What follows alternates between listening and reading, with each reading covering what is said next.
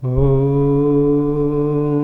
वसुदेवसुतं देवं कंसचाणूरमर्दनं देवकी परमानन्दं कृष्णं वन्दे जगद्गुरुं। नमोऽस्तु ते व्यासविशालबुद्धे फुल्लारविन्दायतपत्रनेत्र येन त्वया भारततैलपूर्णः प्रज्वालितो ज्ञानमयः प्रदीपः। पार्थाय प्रतिबोधितां भगवता नारायणेन स्वयं व्यासेन ग्रथितां पुराणमुनिना मध्ये महाभारतम्।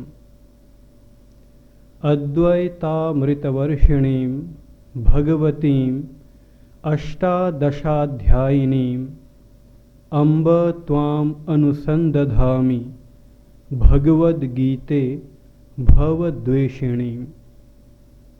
यह गीता का ध्यान श्लोक है। इस श्लोक में गीता को माँ कहकर संबोधित किया गया है।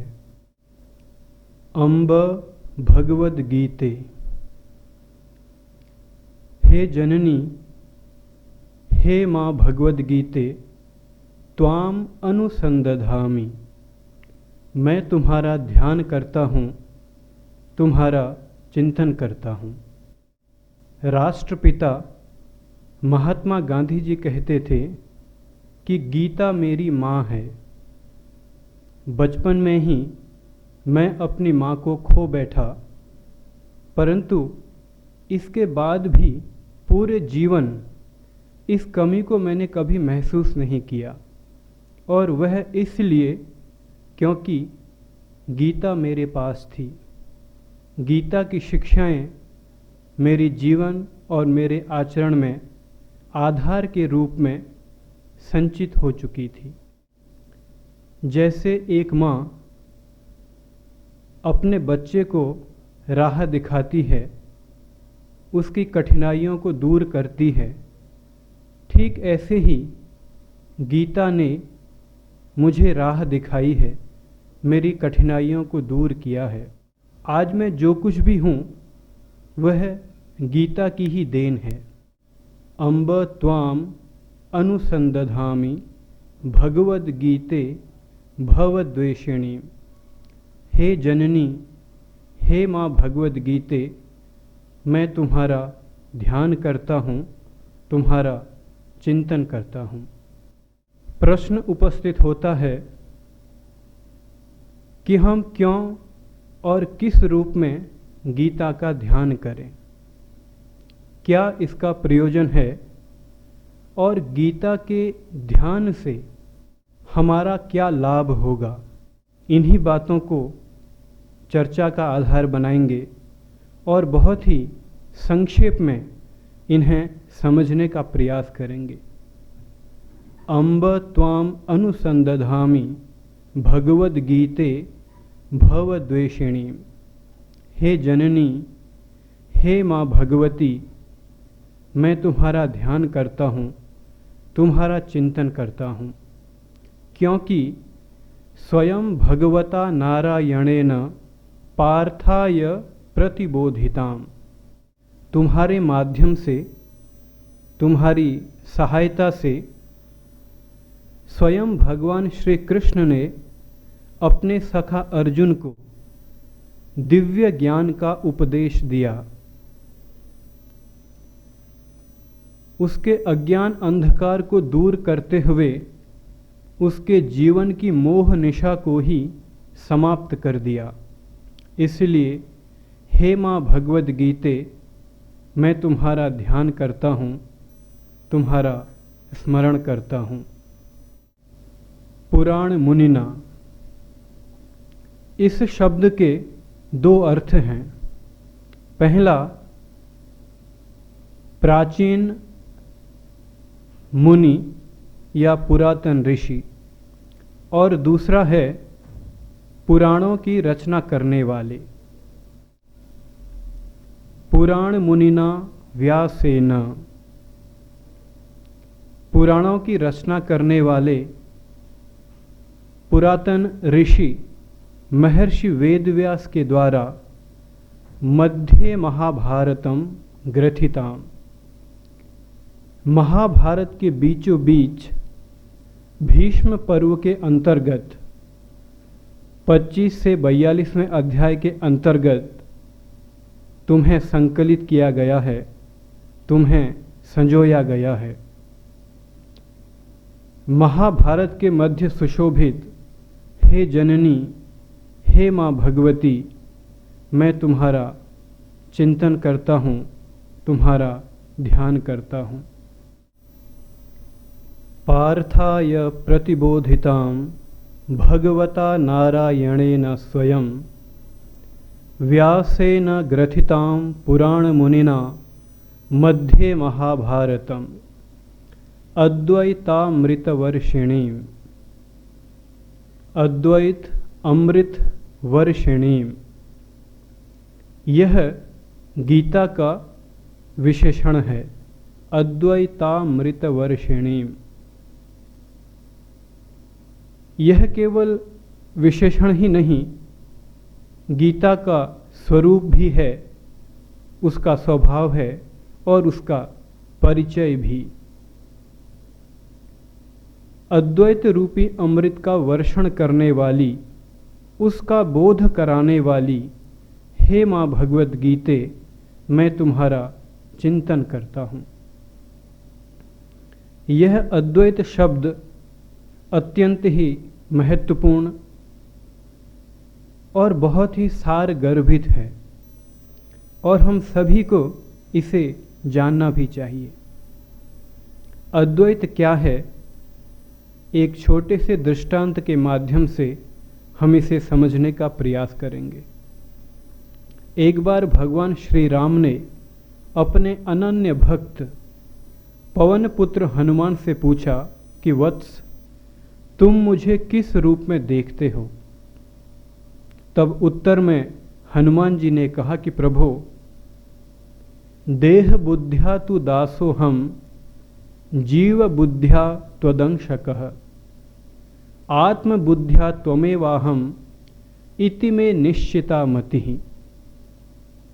प्रभो, जब मैं समझता हूँ कि मैं एक देह हूँ, मैं केवल एक शरीर हूँ, तब मैं अनुभव करता हूँ कि आप मेरे स्वामी हैं और मैं आपका एक तुच्छ सेवक।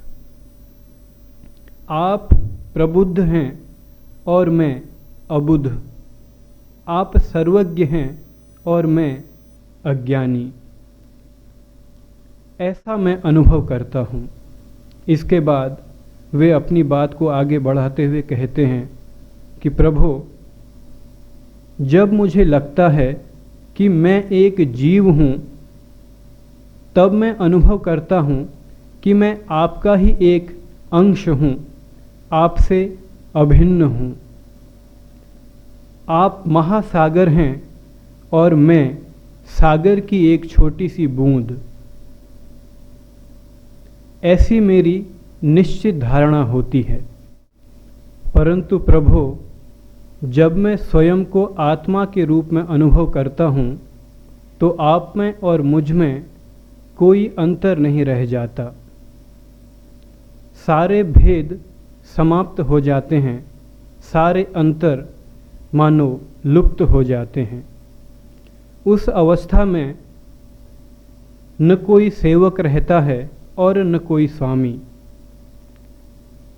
बूंद समुद्र में विलीन हो जाती है और अज्ञान लुप्त हो जाता है। उस अवस्था में सब कुछ विलीन हो जाता है।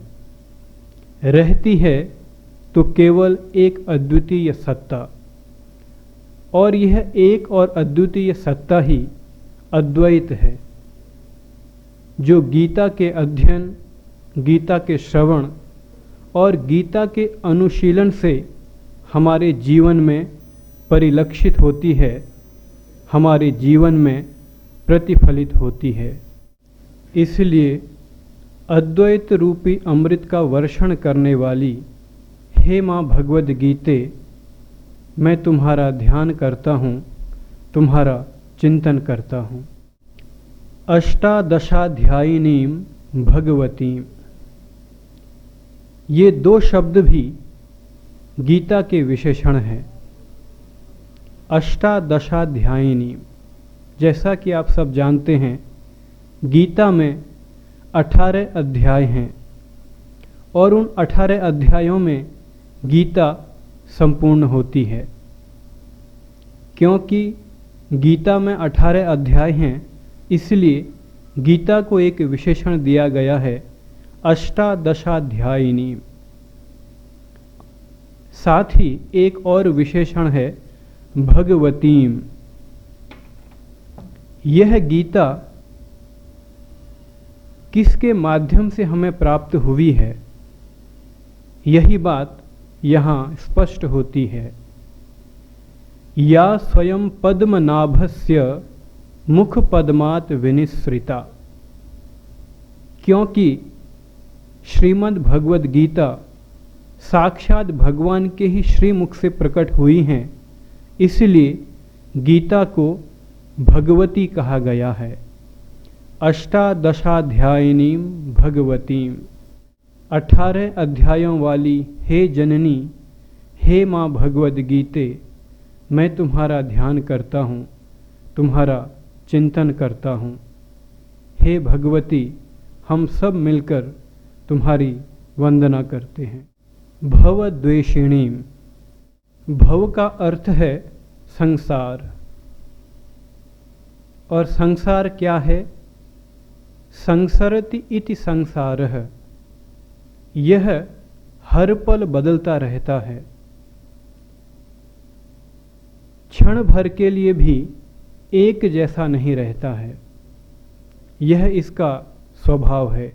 वस्तुतः यह संसार मानव मन की एक सूक्ष्म वृत्ति है, जिसके प्रभाव से, जिससे संचालित होकर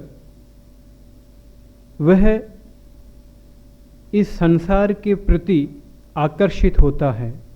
इस अनित्यम असुखम जगत को ही नित्य और सुखद समझने लगता है। इसे ही सत्य मानकर वह संसार की वस्तुओं को पाने के लिए पूरी ताकत लगा देता है, और इसके बाद भी वह संतुष्ट नहीं होता, उसे तृप्ति नहीं मिलती, और परिणाम होता है पुनरपि जननम पुनरपि मरणम पुनरपि जननी जठरे शयनम। यह जन्म मृत्यु का चक्र निरंतर चलता ही रहता है। जन्म मृत्यु जरा और व्याधि रूपी अनर्थों से होकर हमें गुजरना पड़ता है, उन्हें भोगना पड़ता है। बार बार जन्म लेना और बार बार मृत्यु को प्राप्त होना, यही संसार है, यही भव है। और गीता है भवद्वेषिणी। जहाँ कहीं भी गीता का चिंतन होता है, गीता का मनन होता है और गीता का अनुशीलन होता है, वहाँ यह संसार नहीं रह सकता। इसीलिए गीता को भवद्वेषिणी विशेषण से संबोधित किया गया है। आपने देखा भव का स्वरूप क्या है। भवद्वेषिणी अर्थात भवनाशिनी। मानव जीवन की जो सांसारिक वृत्ति है, उस वृत्ति को पूरी तरह से समाप्त कर देने की सामर्थ्य इस गीता में है, क्योंकि यह साक्षात भगवान श्री कृष्ण के मुख से प्रकट हुई हैं। इसलिए हे भवद्वेषिणी, हे जननी, हे माँ भगवद गीते, हम तुम्हारा ध्यान करते हैं, तुम्हारा चिंतन करते हैं।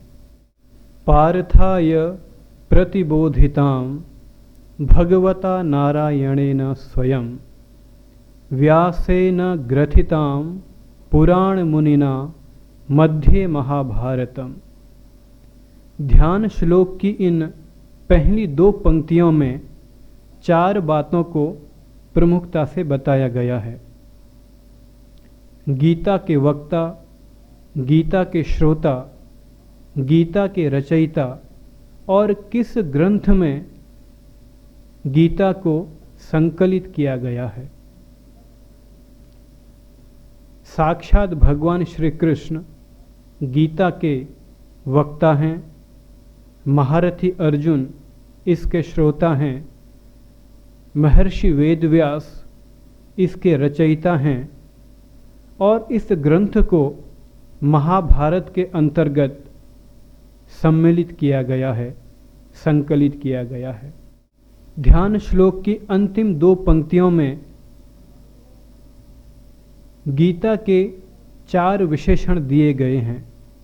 अद्वैतामृतवर्षिणीं भगवतीं अष्टादशाध्यायिनीं और भवद्वेषिणीं।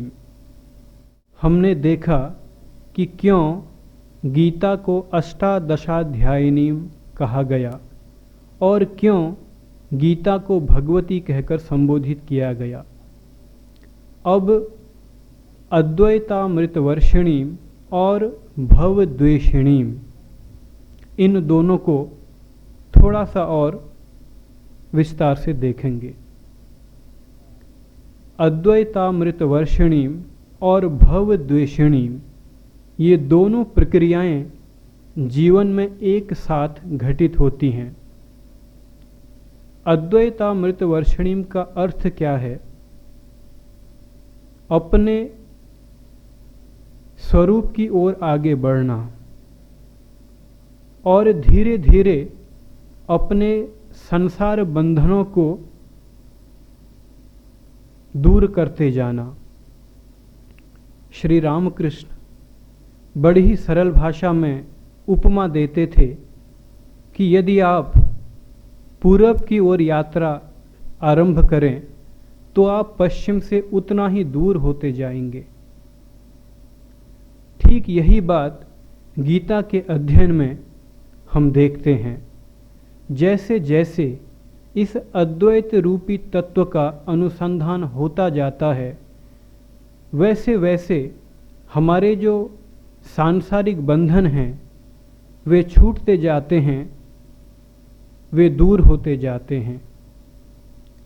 तो अद्वैतामृतवर्षिणीं और भवद्वेषिणीं, ये 2 प्रक्रियाएं हैं और हमारे जीवन में एक साथ संपन्न होती हैं। और ये तभी संपन्न होती हैं जब हम गीता को केवल शब्द के रूप में नहीं,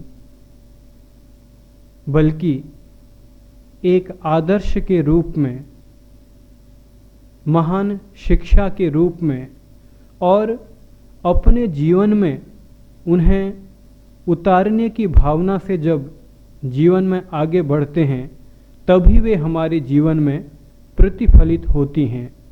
क्योंकि भगवान ने कहा है, गीता में हृदयम पार्थ, गीता में उत्तमम सारम। यह जो गीता है वह मेरा हृदय है और गीता ही मेरा सर्वोत्कृष्ट सार है। तो इसलिए जब कभी भी हम गीता का अध्ययन करें तो बुद्धि से नहीं, उसे हृदय से ग्रहण करने की कोशिश करें। सत्र की शुरुआत में 2 प्रश्न उठे थे कि हम क्यों गीता का अध्ययन करें। उत्तर में हमने देखा कि हम अद्वैत रूपी जो परम तत्व है उसको पाने के उद्देश्य से और हमारे जो सांसारिक बंधन हैं उन्हें दूर करने के उद्देश्य से गीता का अध्ययन करें।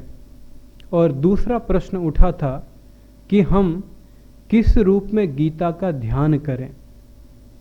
आपने देखा कि यह श्रीमद् भगवद गीता साक्षात भगवान के ही श्रीमुख से प्रकट हुई हैं, तो हम सब साक्षात माँ भगवती के रूप में ही गीता का ध्यान करें। हमारे हिंदू धर्म में, इस महान वैदिक धर्म में, जब कभी भी गीता के विधिवत अध्ययन की बात आती है तो सबसे पहले गीता के इन 9 ध्यान श्लोकों का अध्ययन किया जाता है। ऐसा भी माना जाता है कि जब तक हम इन ध्यान श्लोकों का चिंतन और मनन न कर लें, तब तक गीता में प्रवेश की योग्यता भी हमें प्राप्त नहीं होती। यह कहना निश्चित रूप से संभव नहीं कि किसने इन श्लोकों की रचना की, लेकिन परंपरा से ऐसा माना जाता रहा है कि आचार्य श्रीधर स्वामी जी ने इन श्लोकों की रचना की है। उन्होंने श्रीमद् भगवद गीता और भागवत महापुराण के ऊपर अपनी सर्वोत्कृष्ट टीका लिखी है। इस प्रकार भगवान के श्री चरणों में नमन करते हुए गीता के इन ध्यान श्लोकों का चिंतन और मनन करते हुए हम अपनी वाणी को विराम देते हैं। ओम शांति शांति शांति। हरि ओम तत्सत।